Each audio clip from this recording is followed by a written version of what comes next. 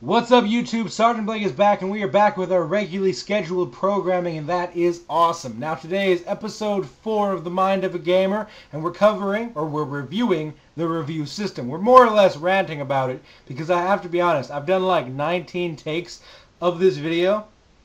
All of them either too long, too short, or not informative enough.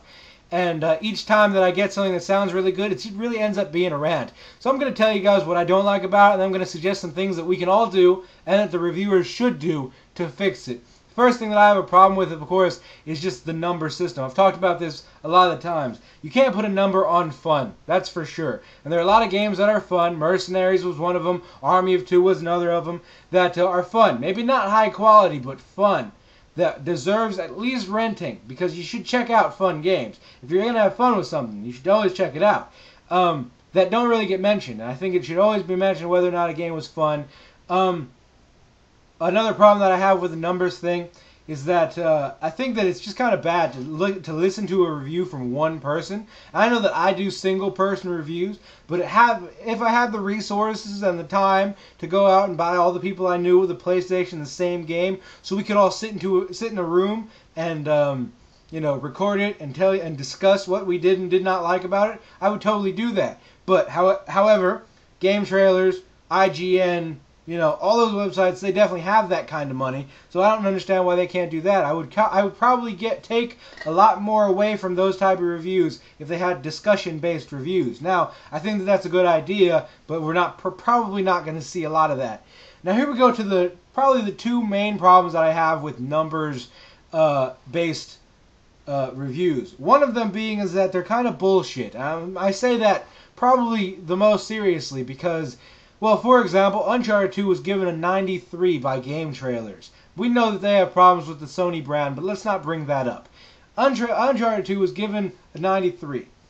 And one of the things that was cited on negatively was unoriginal. We've seen a lot of the things that we see in Uncharted 2 and other games. And for the most part, that's true, and I don't have any problem with that. Alright, that's cool. A month goes by. Modern Warfare 2 comes out. And it's, given high marks in a lot of things. Game Trailers is sucking Infinity Ward's dick, and everybody's loving it. And at the end of the video, it mentions maybe a 2-hour campaign, probably going to bother you if you were really interested in the story. And that's it, bye. And the problem that I have with that is that they didn't mention that it was unoriginal. And it's not as if we haven't seen Modern Warfare 2 before in most every other first-person shooter ever created.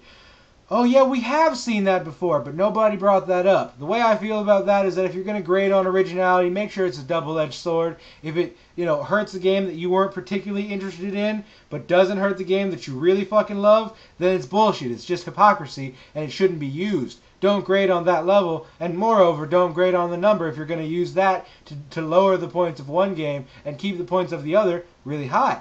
Not that it really matters. 9.3, still really good. But the point I'm trying to get across here is that the number system shouldn't be used and that no game should be rated on originality, because that's getting harder and harder to do these days. Okay, now back to what I was saying. Another big problem that I have with it is just that most games get high marks these days. Anything that's hyped to hell. For example, Grand Theft Auto, Halo, Uncharted, God of War, Modern Warfare, Gears of War, all those games get hyped to hell, and all those games get really high reviews. Not that it's a bad thing, a lot of times they deserve it, but a lot of the times they also don't.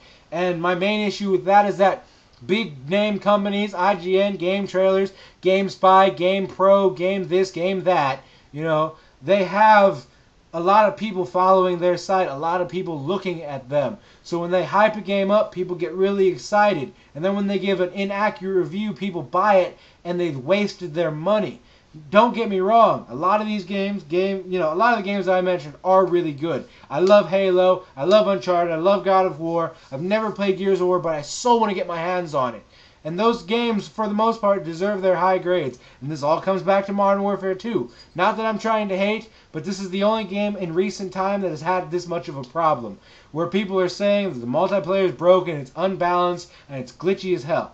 That does not deserve a high score. That should be marked down. And make that clear in all your reviews that this is a problem, it's going on like this, it's going on like that, blah, blah, blah, blah, blah. Don't let something slide just because other people are depending on you to give it a high mark. That's not fair to the people who are going out and spending their money. And that's why I have a problem with it, because me, I'm a fucking normal person. I spend money. You know, game trailers, game fucking, you know, every game X, whatever, we'll say that, GameX.com, you know, they all make their money in much more than I do. So, you know, them spending money is like nothing. Me, however, you know, I got to go out and buy my games. And that's why it's important to me that you guys give accurate reviews.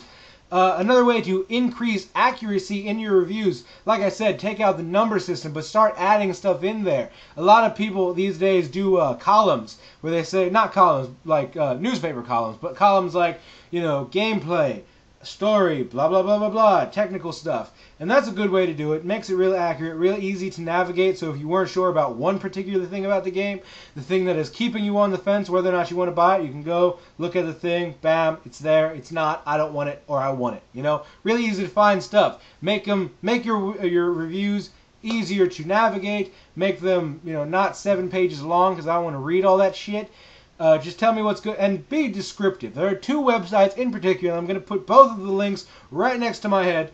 One is GamesWeasel.com and the other one is XPlay. Both of those guys are really descriptive. They still use a number system more or less, but I can tell you right now that GamesWeasel uses a number system very lightly. They give it a number at the very end and it's not really mentioned for the rest of the thing. It's at the very end and it's faster than shit. It doesn't really matter, but the first 2 minutes or so, 3 minutes of their video reviews usually involve heavily detailed description of what's good and what's bad about the game. Same thing goes for XPlay. They use stars, and the thing that I want to bring up about that is that they give almost everything good 5 stars, which basically is a perfect score. It's almost as if they're making fun of the review system, right? So that's that. You know, trust people who give really detailed stuff. If any reviewers or people who do stuff like I do aren't too big on video game or in the video game scene yet are doing reviews, make sure that you just are more detailed than anything else. That is probably the most important thing. That's what all of us consumers look for. Another thing, and this is kind of a thing that we as gamers could do to fix the problem. If you're looking for a review on a game, don't just settle with, you know, your favorite website. Go to all the different websites, all the different magazines, all the different this, that, and the other. Try to watch as many video reviews as you can. If you got the time or the energy, read as many of the articles as you can. Check them out on XPlay if they're there. That's always that's probably your best bet. And once you do that, go out, see if they have a demo on the Xbox Live Marketplace or PlayStation Store. Play it, see if you like it. Keep in mind what they said was wrong and what was good and what was bad about the game on the reviews that you saw. And then if you still don't know whether or not you want the game, go ahead and look at reviews that I have. Not that I'm trying to shamelessly promote myself, but it doesn't hurt. Look at things that people like me do. You know, I do reviews every now and then. Other people do them more often. So look at their reviews. Look up on Amazon, because they always have good reviews up there by people who bought the game. And look at blogs and stuff. Things that aren't off the ground that really could, you know, they really don't benefit from giving you their opinion.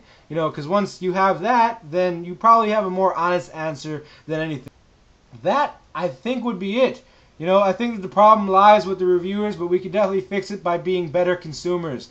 So that's it, guys. That is it, guys. But tomorrow we're talking about open world games in all of their open world goodness. If you guys can't see that, that's Just Cause 2, the new episodes from Liberty City, Grand Theft Auto, Infamous, and Assassin's Creed. I'm not trying to brag, but I do love all these games, and I have them. And we're going to be talking about open world games and how far they've come. Now, I cannot wait to pop one of these babies in and start playing. So that's it, guys. I will talk to you tomorrow. Oh, one more thing I got to show you. This is kind of cool. I made this. I made it myself. It's a... Yeah, I know I sounded weird just now, but that's an Invader Zim reference. Yeah, you guys know. Sergeant Blake. It's a button. If you guys think that these are cool, I can make them in all sorts of shapes and colors. And I could probably even send them out to people if you guys really want them. But for now, this is the only one of its kind. Alright, guys. That is it. I gotta go. Bye.